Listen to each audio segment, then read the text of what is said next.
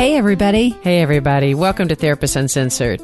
This is a podcast that breaks down interpersonal science into practical and understandable tidbits. And as you listen, I can just imagine little light bulbs of insight appearing above your head. You're going to be surprised and touched at what you learn about yourself as you get more accurate and in-depth view of your mind and your heart, and as you figure out those close to you.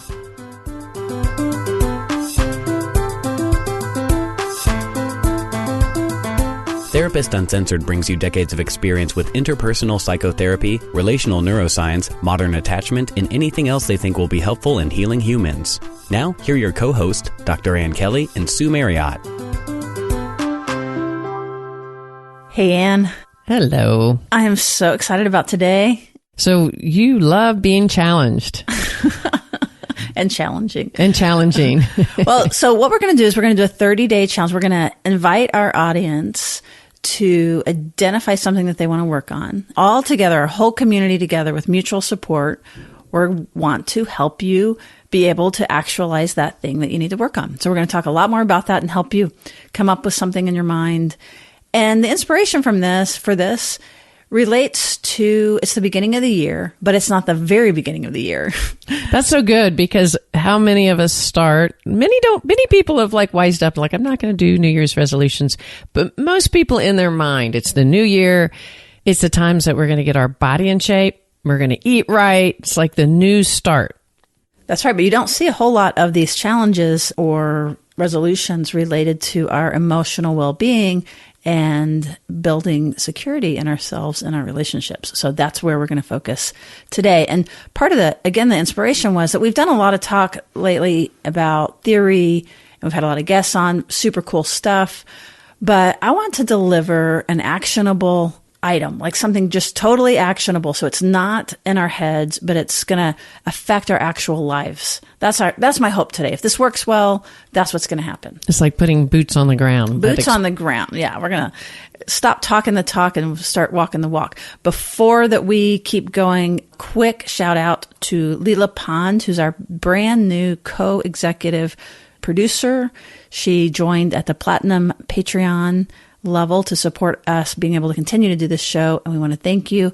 If you are interested in that kind of support, go to patreon.com/therapist uncensored.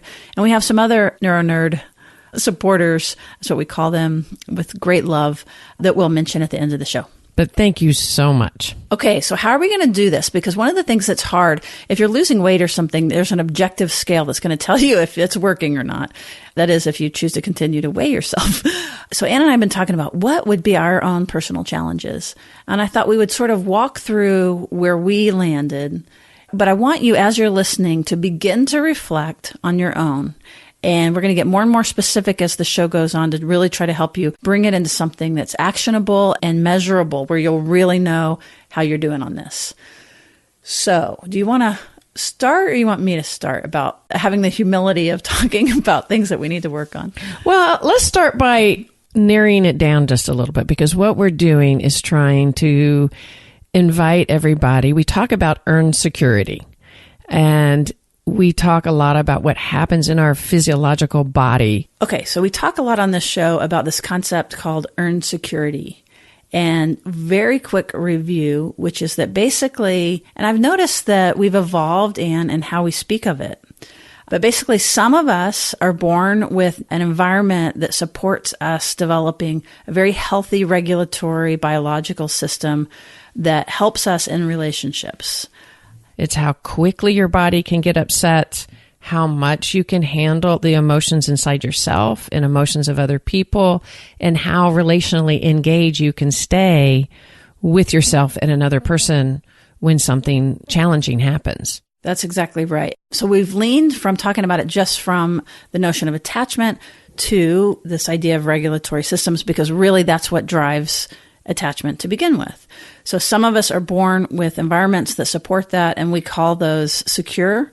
And then some of us, many of us, most of us probably listening, had some challenges where that our regulatory systems didn't have the optimal support. And so it's up to us to continue to learn, to grow our capacity to Things like be upset and keep our mind thinking, or not dissociate and not drop down at the bottom.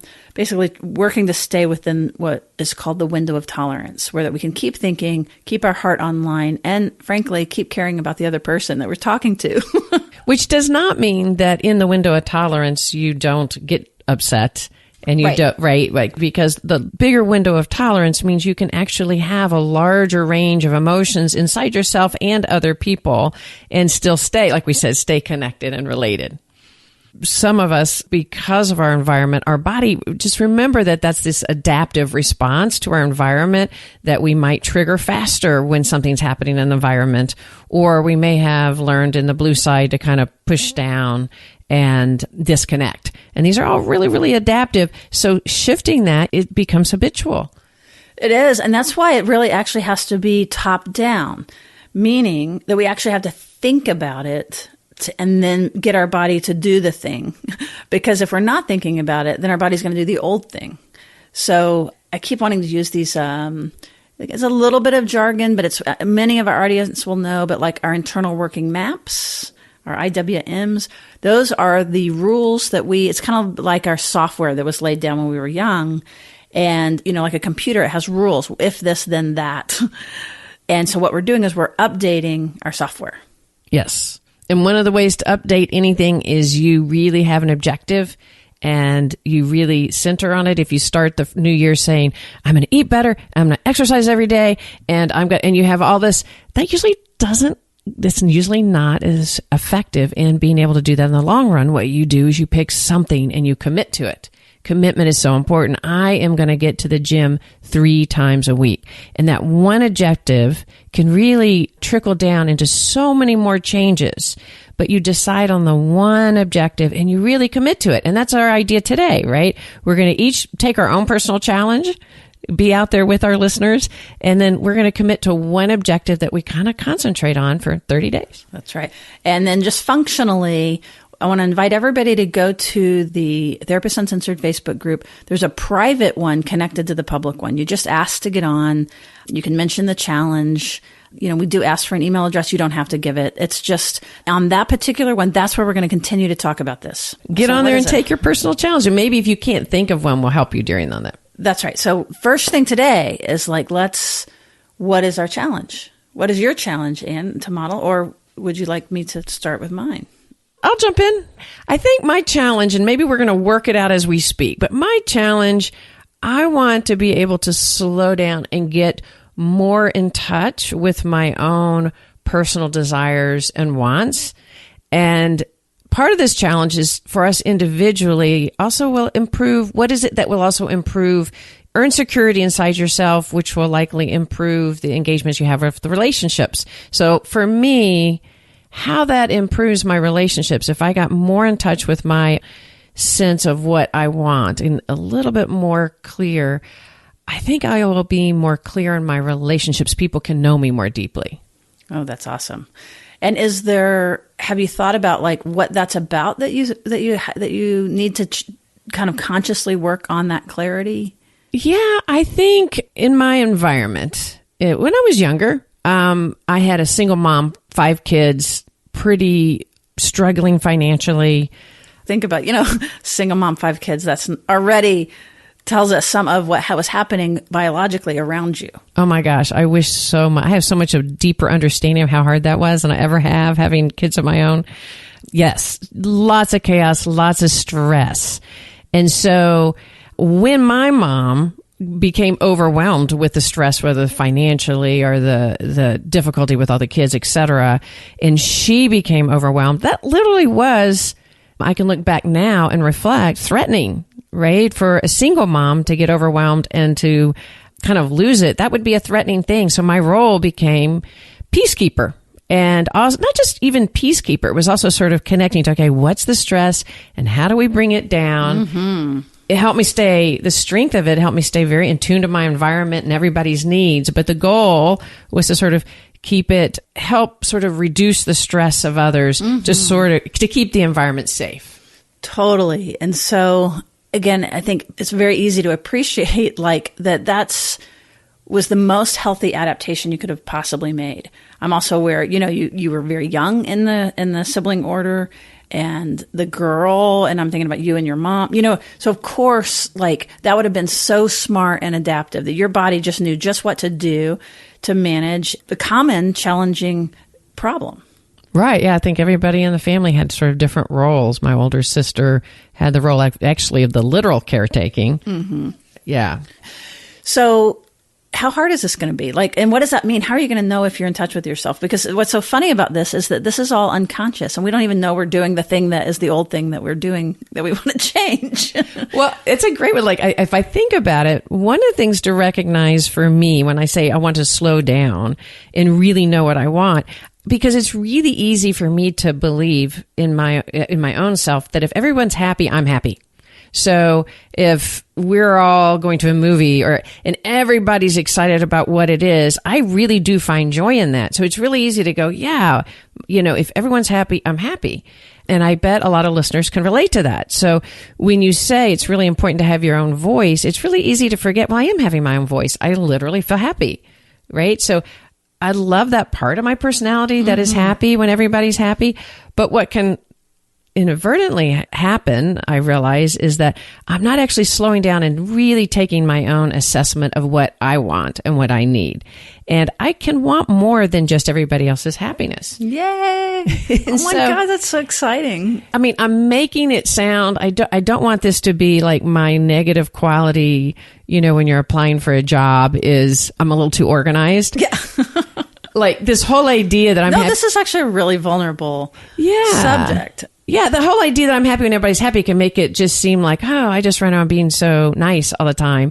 And that shouldn't be a problem. Why would that be a problem in our relationship? But it is, because to have a deeper sense of someone, to have a deeper connection with them, really knowing what it is in them that's ticking or going off or not going off, is really, really important. It really deepens the relationship. And let me tell you a really negative effect. So I'll be one more step vulnerable, and now we'll have my issue identified. And now not only you, but the entire listener base can hold me accountable for this. It's so scary. It is. If we have to walk the walk of vulnerability, right? So another outcome of that is it can be really hard if people in your life are overwhelmed and dysregulated. So when you have this and somebody's overwhelmed and dysregulated, it's really easy to get overwhelmed yourself. Because my body, if everyone's happy, I'm happy. The opposite can also be true. So when somebody else is completely distressed and overwhelmed and can kick me in gear to be either dysregulated or in the way that I either drop down and want to fix it, or elevated in a way that I get dysregulated as well. And that can be a vulnerability for me. And so it doesn't always happen. Like, it's really easy for me to be there with somebody, a friend of mine that's upset. Or when you're in your role as therapist. Yeah. That it's very easy for you to hold a wide space because it doesn't hit the implicit memory. That's exactly true, Sue. It's really, the implicit memory is a specific sort of role that I'm having. So when I'm in my role as therapist and somebody's really dysregulated, that does not dysregulate me. Or a good friend doesn't dysregulate me when they're upset about something that's happened in their lives.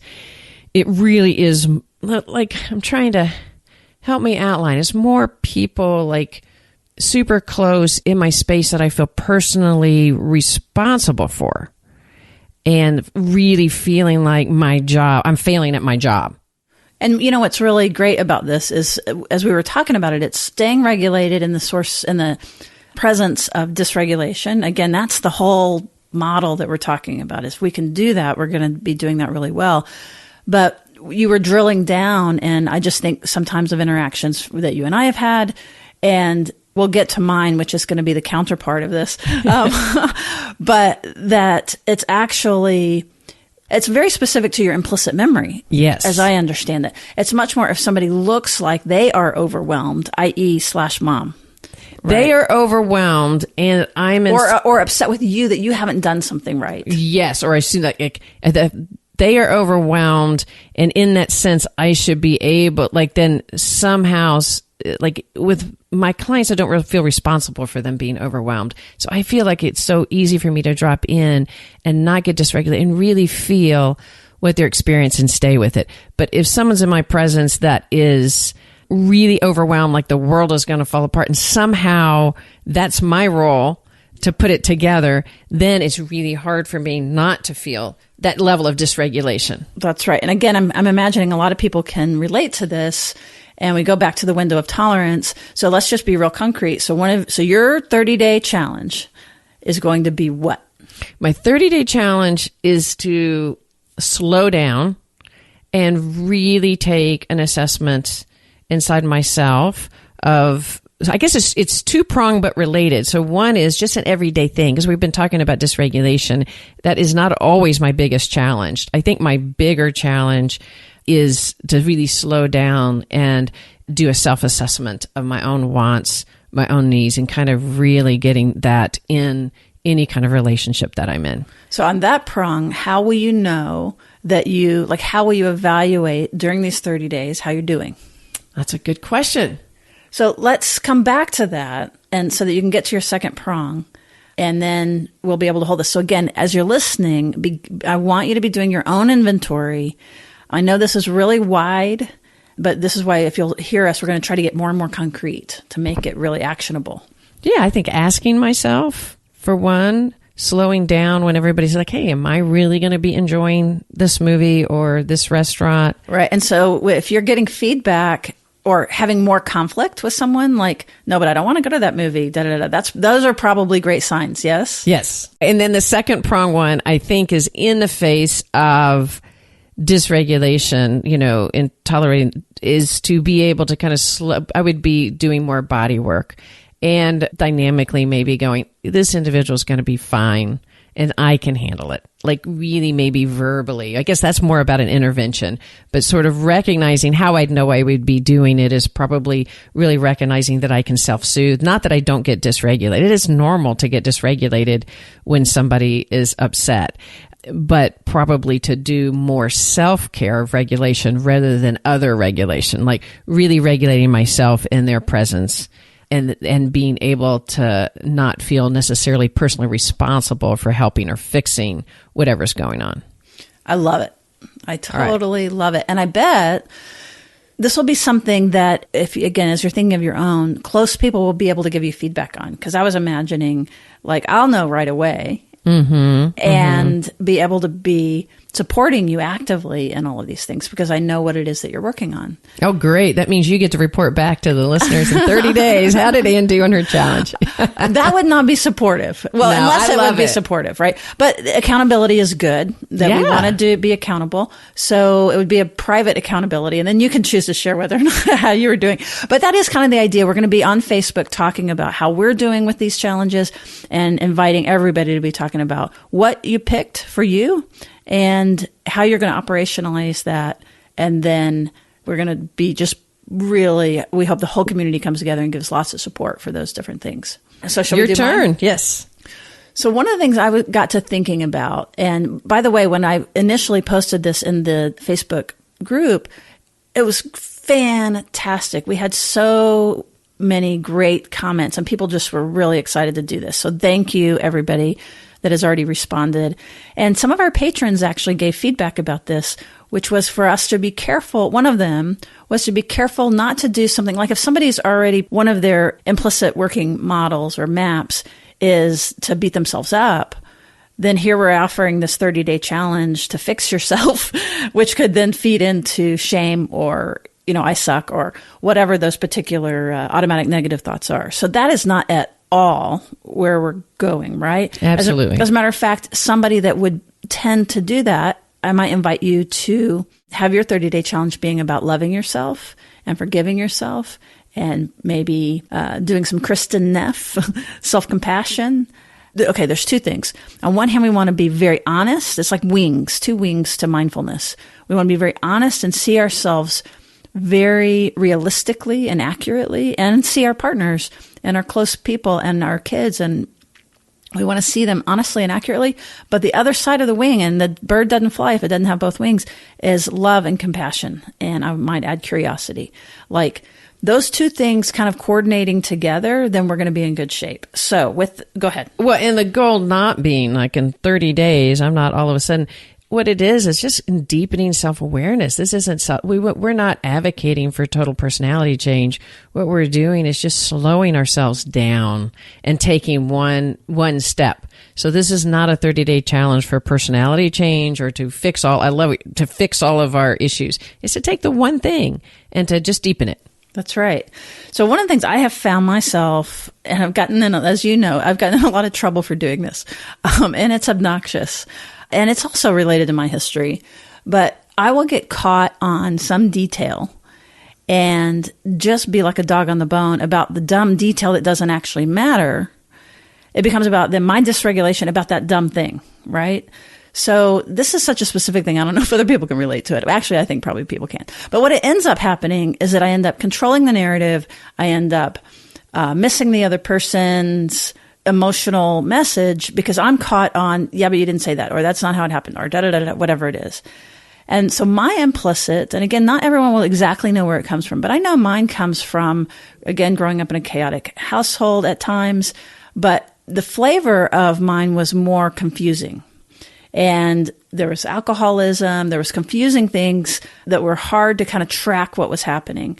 And so my implicit is that I have an intolerance to feeling lost emotionally because of this, right? Mm-hmm. So I do a dumb thing of constantly trying to put my stake in the ground of like, no, this is what happened. And it doesn't matter that if it went down that way or not. But because now I'm implicitly feeling like, no, we have to have this shared reality and we have to both be in agreement about what the situation is, it becomes really obnoxious. So my 30-day challenge is letting go of small details. I have a few, actually. So if you notice, Anne's was a little bit more on the red side, right? About preoccupation and being focused on other people's experience and the goal being to get more inside herself and hear herself and stay regulated even when other people aren't. Mine's going to come from the blue side, which is allowing more influence, actually, and going with the flow and rolling with things. Which is sometimes not always easy to do, because to remember in the blue side, we are really dysregulated. It isn't true, even though the blue can look, calm and like, no, let's just be really rational. Let's look at the details about what happened. It still is an element. It's a dysregulation. It's totally a dysregulation because as soon as something happens wrong, we get really upset, actually. So we're not all calm, cool, and collected cucumbers or whatever, cool cucumbers. So I think anything related in the direction of, and again, right now I'm going broad for anybody who can relate to this side of things.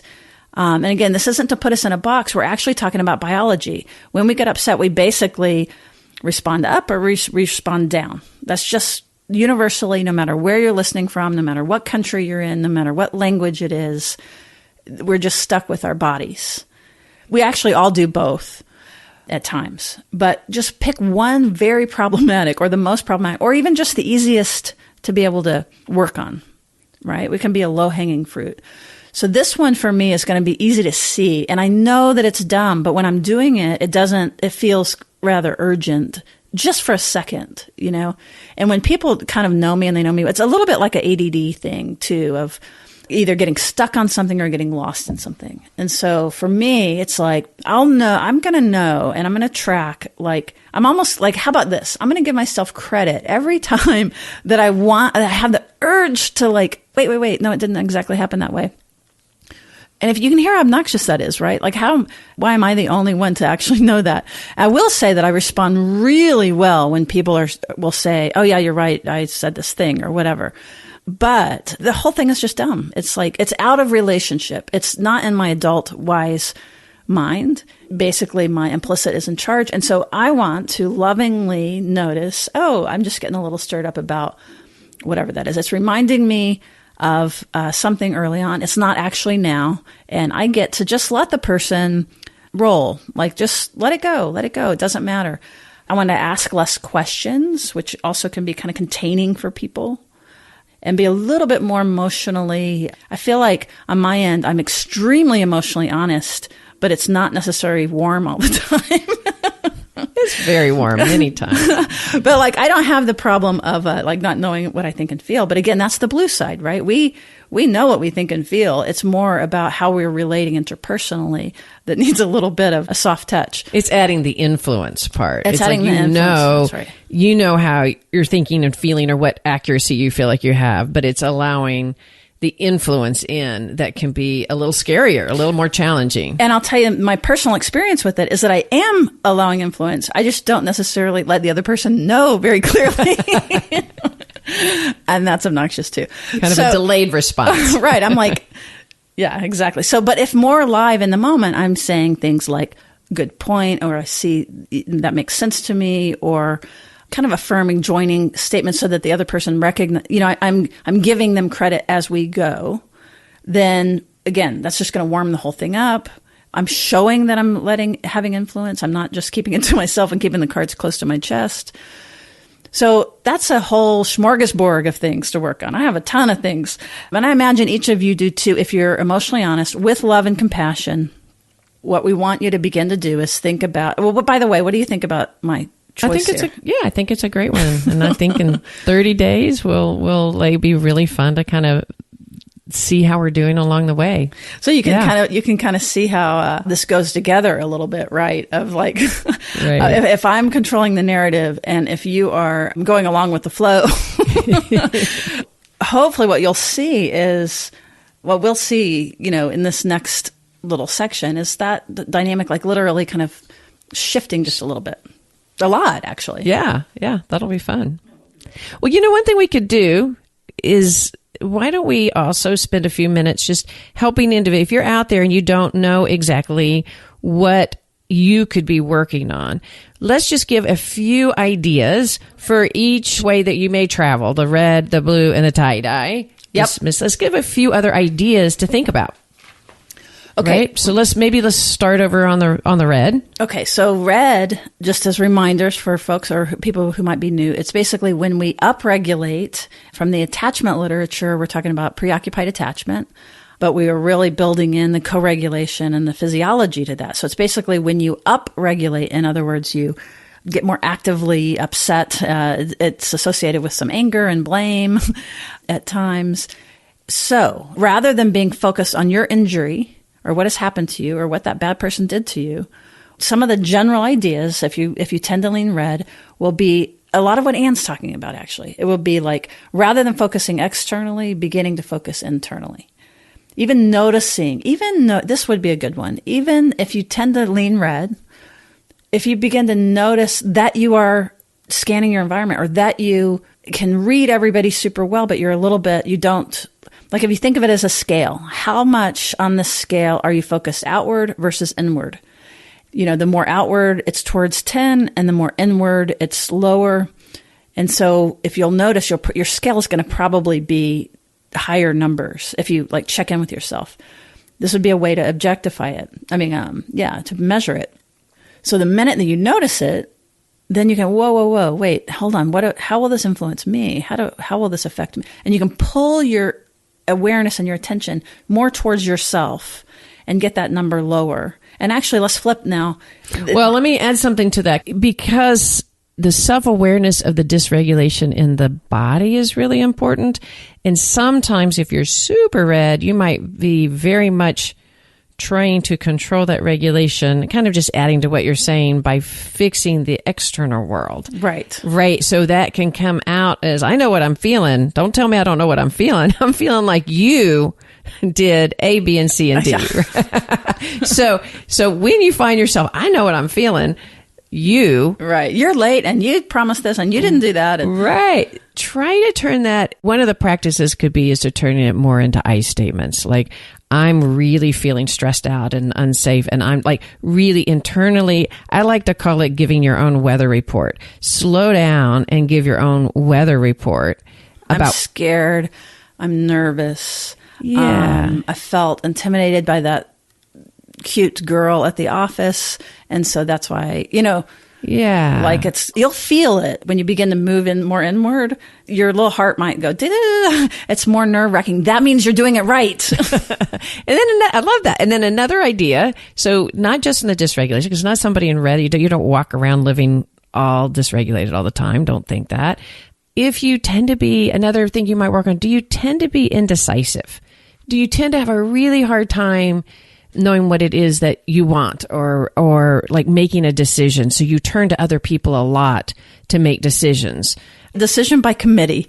That's a great one. So if that might be something that you challenge yourself on. That is such a fantastic example, because when we're red, part of what that's often about is a defense and defining yourself. So if you can get consensus in the world, there's no risk of you being seen or known.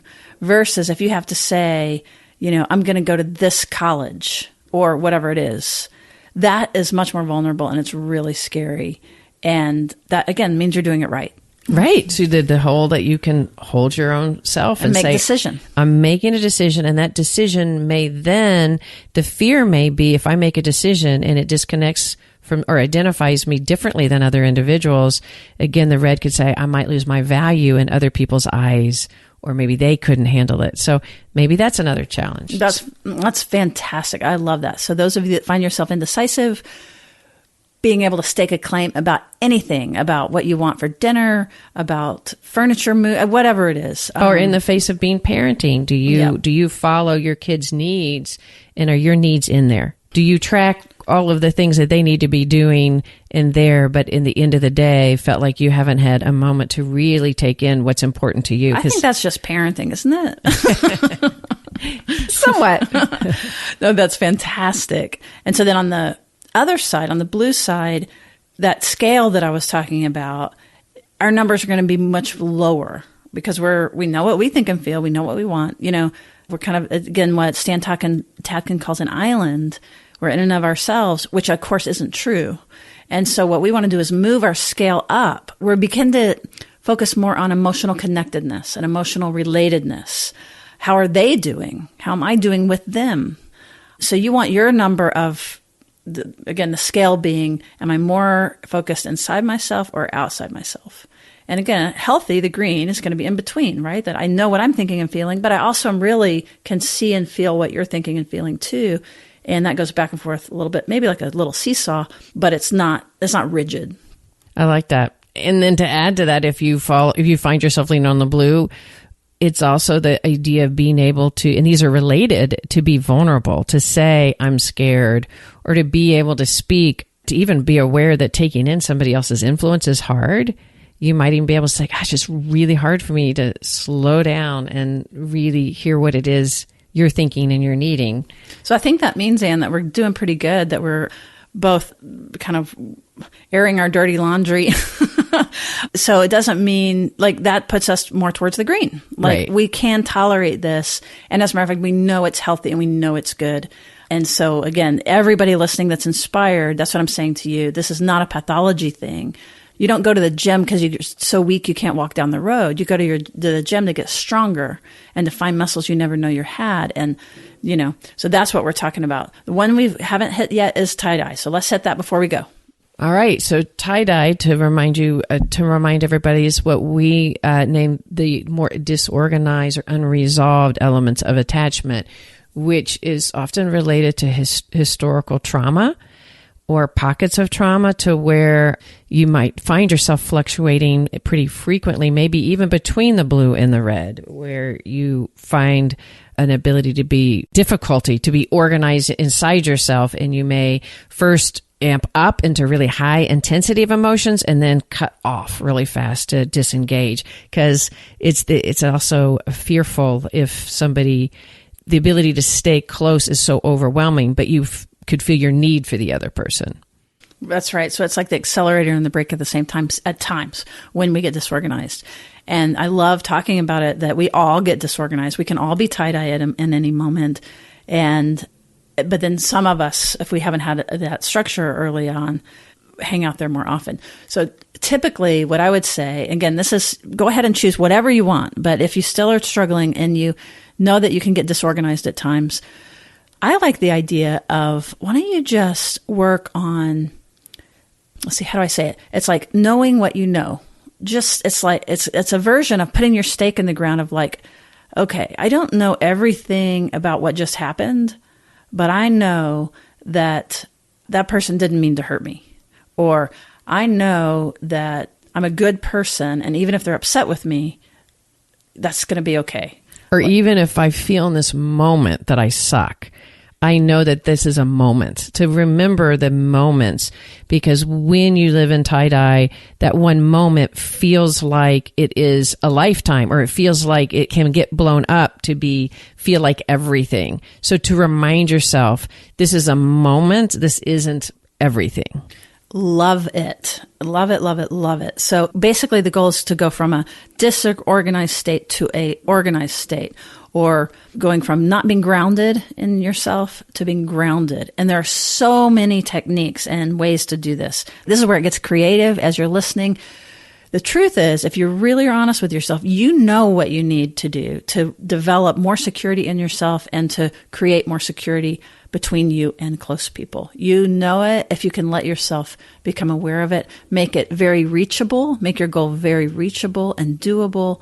And observable. Like for just one example of observable, we spoke about the blue. How often can you say to somebody, that's a really good point. I see you. Tell me more. And that could be, am I doing that with my partner? Am I doing that with my children? Am I not just saying because I told you so? Now, for those of you that have not been longtime listeners and some of this languaging seems a little overwhelming, we're going to direct you to episodes 59, 60, and 61. And that will give you summaries of each of these categories that we're talking about. And that might help you make sense of what we're talking about. And if you're really turned on by these ideas, go to our website and check out our course. I want everyone to know we are a podcast that happens to have a course because people have asked us so much about how to do more. We are not a business just trying to sell a course, and we have a podcast to support that. And you would know that if you could ever see our numbers. Like as far as our financial numbers, we work full time. We have families, all that stuff. And we are really doing this out of the goodness of our heart to help people. And I'm so happy that we have this course. We have, if you really are interested and you're unable to afford it, let us know. We've, some of our listeners and our patrons help us be able to share this more widely, but, really check it out. It's on the front page of therapistsuncensored.com. Yeah, one of the reasons we can do this course is we have some wonderful Patreons. And for those of you that don't know it, Patreon, it's a way of supporting those things like podcasts that you care about, that bring something to you. And we have some new supporters from this fall that we would like to give a big shout out to. We already mentioned Leela Pond. That's our co-executive platinum member. Thank you so much. We have gold members, Shanna Stichler, Camille Loya, Deborah Morrow. Is that Deb Morrow? And Nancy Oakley. Thank you so much, gold members. And then we have our neuro nerds, Sarah Laughlin, Andrea Snaz. I don't know if I pronounced that right, but that's an awesome last name. Nicholas Watts, Dana Thompson, Janice Smith, and Noelle Curran. Thank you so much. Without you guys, we could not be doing this.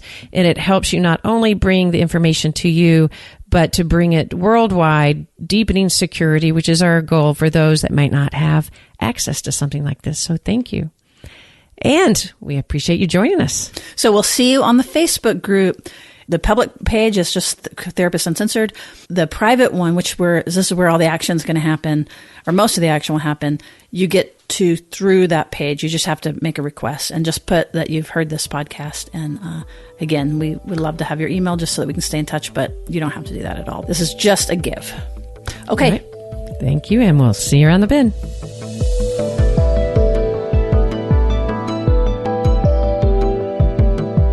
Therapist Uncensored is Ann Kelly and Sue Marriott. This podcast is edited by Jack Anderson.